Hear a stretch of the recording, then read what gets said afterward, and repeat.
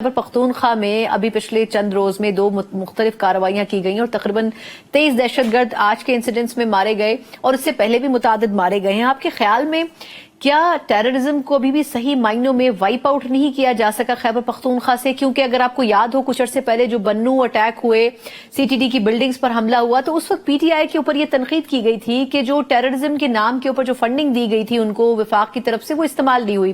लेकिन आप practical ground पर रही, आपके ख्याल में कहां कहां लूप होल्स फेडरल की तरफ से भी थे और कहां कहां एग्जीक्यूशन में कमी साबित हुई? आपको पता है मेरा ताल्लुक पीटीआई से है या एसआईसी से है। मैं एएनपी से नहीं हूँ, लेकिन मैंने बादशाह खान पे पता नहीं कितनी किताबें पढ़ी हुई हैं। उन्होंने एक बहुत इंटरेस्टिंग बात कही थी केपीके के बारे में कि हमारी बदकिस्मत ये है कि हम 2 बड़ी जो किंगडम्स थी उनके बीच में दबे हुए हैं। नेपोलिस किंगडम ऊपर, अफगान किंगडम लेफ्ट पे, उधर ईरानियन किंगडम, इधर चाइनीज, इधर इंडियन, पर का हम भी हिस्सा थे। तो 2 बड़ी 3 छोटी।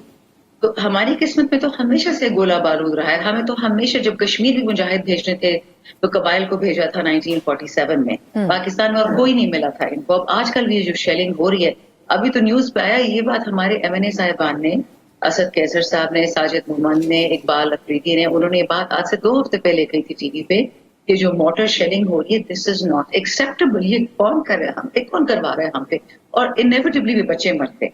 अच्छा, ये मेरा हल्का है बाय द वे। कल जो 3 वहां पे फौजी शहीद हुए हैं, हसन खेल, ये मेरा आखिरी हल्का है, ये एफआर पेशावर का हिस्सा है। आप यहाँ जाएं, आपको सड़क नहीं दिखती, आपको स्कूल नहीं मिलते, अस्पताल नहीं मिलते। इन लोगों ने 76 साल पाकिस्तान के लिए कुर्बानी, पाकिस्तान के अमेरिका की जंगों के लिए कुर्बानी दे दे के ये रुल गए। आप मुझे बताएं, 2018 से 2022 तक खान की हुकूमत की ना ड्रोन अटैक्स थे, ना टीटीपी अटैक्स थे, ना कोई दुश्मन था, ना इंडिया था, पता नहीं क्या हो रहा था। ठीक है, पुलवामा वाज सेपरेट इंसिडेंट, वो उन्होंने खुद फॉल्स फ्लैग करवाया था, इलेक्शन करीब था। लेकिन मुझे बताएं, ये तालिबान हो गए या टेररिस्ट हो गए या जो भी हैं, ये ऐसे कैसे होता है कि जब खान होता है तो नहीं आता, जब खान चला जाता है इनको फ्री हैंड मिल जाता है, कोई आसमान से उतरते हैं, जमीन से निकलते हैं, दरख्तों पे पलते हैं, कौन है ये लोग? और उनको केपीके क्यों नजर आता है? अगर आप याद तो मुझे पिछले साल सेडिशन के केस बात भी हुआ था, क्योंकि मैंने जनरल मुशर्रफ की किताब से पढ़ के सुनाया था, और शहबाज शरीफ का एक खत था जो उसने लिखा था टीटीपी को, मैंने वो फिर अदालत में भी पेश किए। वो दोनों खतूत कि आप देखिए कि केपीके को किस तरह इस्तेमाल किया गया है दहशतगर्दी के लिए एज अ प्लेग्राउंड, सिर्फ अपने बैरूनी आकाओं को खुश करने के लिए। मैं ये मान ही नहीं सकती कि हमारे जो अफवाज जो शहीद हुए हैं पिछले 2 दिनों, पुलिस जो हमारी शहीद हुए पिछले 2 दिनों में, जो सिविलियन शहीद हुए हैं, वो उनकी जिंदगी कम जरूरी है और अमेरिका की जिंदगी ज्यादा जरूरी है एक अमेरिकन सिटीजन की।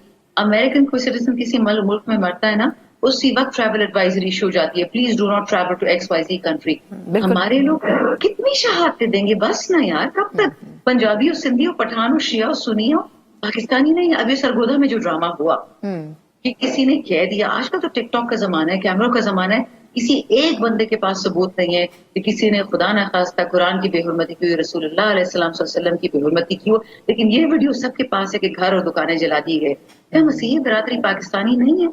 क्या इस पासपोर्ट की कोई वैल्यू नहीं है? आप लोगों को रुलाना चाहते हैं कि वो इस मुल्क के बाशिंदे हैं। तो let me just tell you, terrorism is everywhere, लेकिन उसको टेररिज्म कहा नहीं जाता। जो हुआ सरगोधा में, उसको उन्होंने कह दिया सेक्टेरियन। सेक्टेरियन की आग पाकिस्तान में कौन भड़काता है? पिछले साल 17 चर्चेस एक गुजरावाले में जल गई थी, किसने जलाई? उसमें तो प्रोटेस्ट नहीं होता। ठीक, बिल्कुल ठीक।